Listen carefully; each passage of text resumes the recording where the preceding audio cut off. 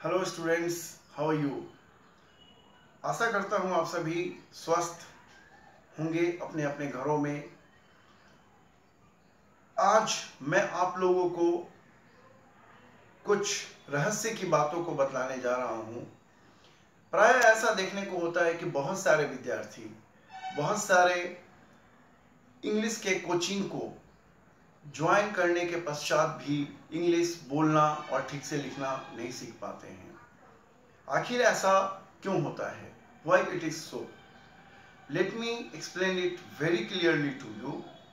सबसे पहले तो आप ये जानें कि इंग्लिश लैंग्वेज जो हमारी भाषा है कहाँ से आती है। भाषा सीखने के लिए हमें किसी विद्यालय अथवा किसी इंस्टीट्यूशन के सहारे की जरूरत नहीं होती है। भाषा, ये English language is something that we learn from our society where we live. जहाँ हम रहते हैं, जिस समाज में, वहाँ पर सीखते हैं। हम अपने आसपास के परिवेश में सीखते हैं। As you can see, a child who is born in England, एक बच्चा जो इंग्लैंड में जन्म लेता है, वो थोड़ा बड़ा होता है तो अंग्रेजी में बात करना शुरू कर देता है और धीरे धीरे वो वाक्य भी बोलना शुरू करता है। ये स्टार्ट्स स्पीकिंग इन इंग्लिश। लेकिन जरा सोचिए कि क्या वो छोटा सा बच्चा अपनी मम्मी पापा से बात करने अथवा अपने भाई बहनों से बात करने से पहले क्या वो कभी स्कूल गया? Has he ever gone to school? No, he never goes to school before he learns how to speak, how to talk.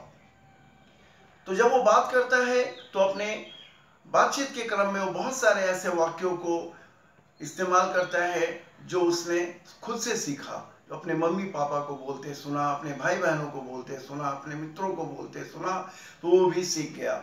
In that way we can say language is not a subject. A subject क्या होता है? A subject is some things that we learn from school. एक subject जैसे history, geography, chemistry, physics, etc. are subjects that we learn different lessons and we appear at the examination and we pass. But language is something that we are the only persons who can develop our own language. जब तक हम नहीं चाहेंगे हमारी भाषा का विकास नहीं हो सकता। बहुत सारे students what they do, they practice translation. उनकी आदत होती है कि थोड़ी इंग्लिश पढ़ने के पश्चात वे ट्रांसलेशन का प्रैक्टिस शुरू कर देते हैं। ट्रांसलेशन बनाना अच्छी बात है, बट जब हम लोग ट्रांसलेशन बनाते हैं तो हमें हिंदी के वाक्य ट्रांसलेशन के पुस्तक में लिखा हुआ मिल जाता है और हम स्वयं से हिंदी के वाक्यों का निर्माण नहीं कर पाते हैं। We cannot think sentences written in Hindi. In that way we become habituated, हम अभ्यस्त हो जाते हैं और जब जब हम ट्रांसलेशन का बुक बोलते हैं, देखते हैं, तो हम इंग्लिश के सेंटेंसेस हम लिख लेते हैं, ट्रांसलेशन बना लेते हैं। बट जब हमारे पास ट्रांसलेशन की पुस्तिका नहीं होती, we are unable to speak or write anything in English. This is what I want to say. जब आप लोगों को इंग्लिश बोलने की आवश्यकता है, और English as you know it's an international language. Without English our progress is not possible. So when you are trying to learn English, try to learn English slowly, generate your own sentences and try to speak or write those sentences on the basis of concept. सबसे पहली बात तो ये है, the first class I had given you about sentence. मैंने आप लोगों को बतलाया था कि जब हम लोग वाक्य को देखते हैं तो हम पाते हैं कि हम लोग वाक्य को दो पैटर्न पे throughout the life, from our birth to our death, हम लोग सेंटेंस को दो पैटर्न पे बोलते हैं, जिसे मैंने आपको बहुत स्पष्ट तरीके से समझा दिया था। One was sentence with action and the second was sentence with no action. तो sentence with action, और ज़्यादातर जब हम लोग बात करते हैं, when we talk, we use simple present tense. Simple present tense का प्रयोग कर आप किसी व्यक्ति का परिचय, किसी स्थान का परिचय, किसी फेस्टिवल के बारे में अथवा निरंतर चली आ रही चीज़ों के विषय में, ऑल द जैसे natural activities, your information, your introduction, each and everything you can speak. तो मैंने आपको पहले बता दिया था कि when there is action in sentence and the sentence belongs to simple present tense, then we should not use is, am, are in the sentence. तब हमें सेंटेंस में is, am, are जैसे ऑक्सिलियरीज का प्रयोग नहीं करना है. जैसा कि हम लोग जानते हैं कि इस पूरी सृष्टि में, पूरी ब्रह्मांड में there are three kinds of persons. वो three kinds of persons कौन है? वो तीन तरह के लोग. तो सबसे पहली बात मैं करूंगा फर्स्ट पर्सन की. तो फर्स्ट पर्सन में वो सारे व्यक्ति आ जाते हैं जो बोलते हैं, दोज हु स्पीक, जो बोलते हैं.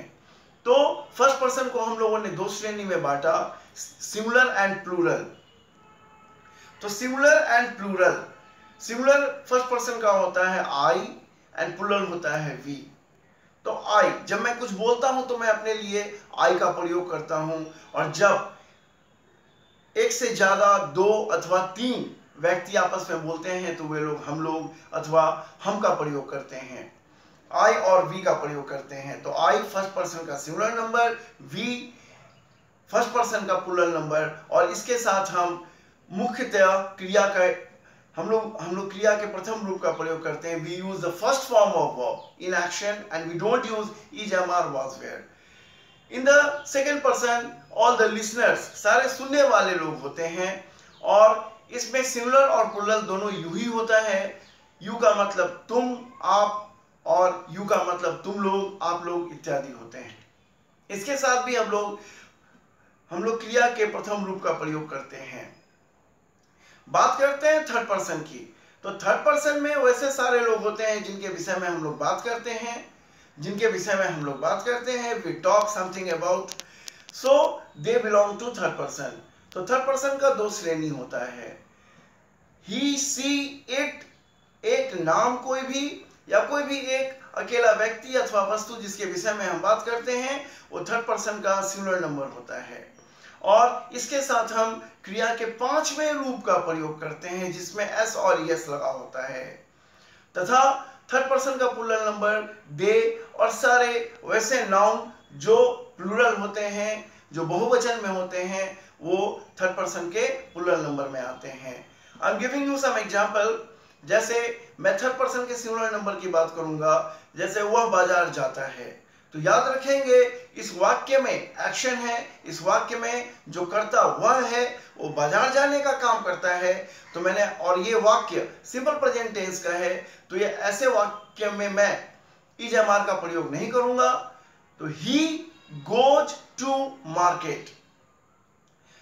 वे लोग क्रिकेट खेलते हैं. तो वे लोग थर्ड पर्सन का प्लूरल नंबर है, तो हम लोग क्रिया के प्रथम रूप का इस्तेमाल करेंगे. और हमारा मुख्य क्रिया खेलते हैं, फाइनाइट वर्ब इज खेलते हैं इन हिंदी, तो दे प्ले क्रिकेट. अच्छा, सेंटेंस के दूसरे प्रकार की बात मैं करूं जो हम लोग अपने जीवन काल में बोलते हैं, तो वो है सेंटेंस विद नो एक्शन, जिसमें करता कोई काम नहीं करता. इन the second form of sentence the subject does not do any work.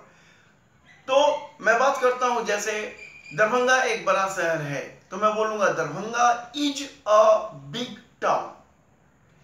क्योंकि सेंटेंसेस विद नो एक्शन में हम लोग केवल एक ही ऑक्सिलियरी का प्रयोग करते हैं, is, am, are, was, were, has, have, had का.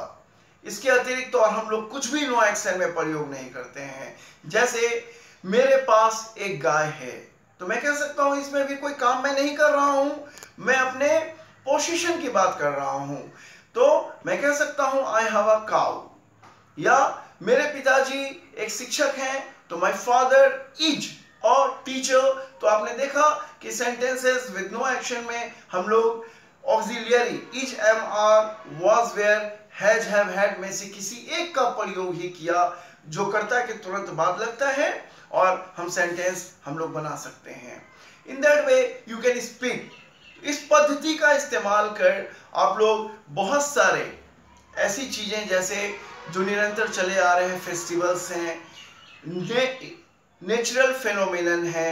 Suppose I have to give you some information about rainy season, तो मैं कह सकता हूं कि हमारे देश में वर्षा ऋतु जून के महीने में शुरू होती है। तो शुरू होती है, there is a short of action.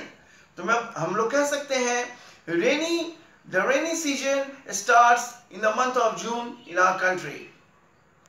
दूसरे वाक्य में मैं बात करूं कि हम लोग प्रतिदिन भगवान की पूजा करते हैं। तो पूजा करते हैं, काम करते हैं। तो मैं कह सकता हूं we worship God every day। तो आपने देखा कैसे हम लोग एक्शन और नो एक्शन का प्रयोग कर बहुत सारी बातों को रख सकते हैं, बोल सकते हैं, लिख सकते हैं।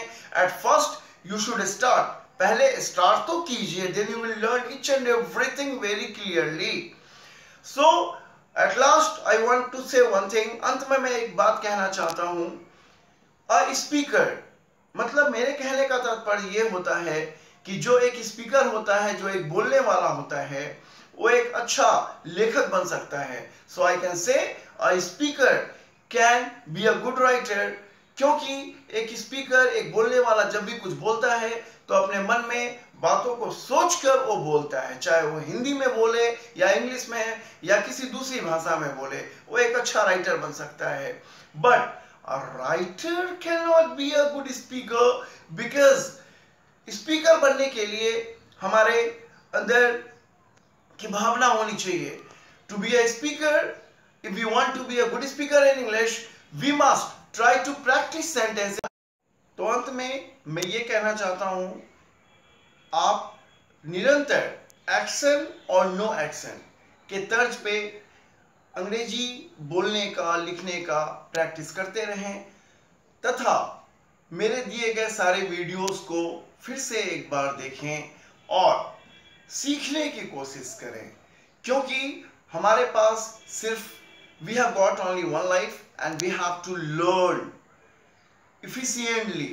So you should also attend all my classes carefully so that you learn English well। It's my intention, ये मेरा ध्येय है कि मैं आप लोगों को, आप सभी विद्यार्थियों को अच्छे से अच्छे कॉन्सेप्ट्स को दे सकूं।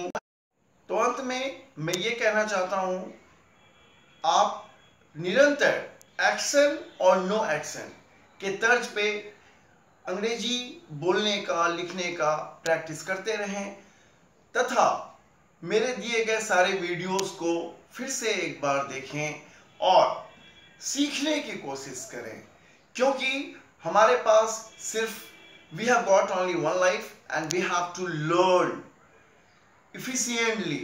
So you should also attend all my classes carefully so that you learn English well। It's my intention, ये मेरा ध्येय है कि मैं आप लोगों को, आप सभी विद्यार्थियों को अच्छे से अच्छे कॉन्सेप्ट्स को दे सकूं।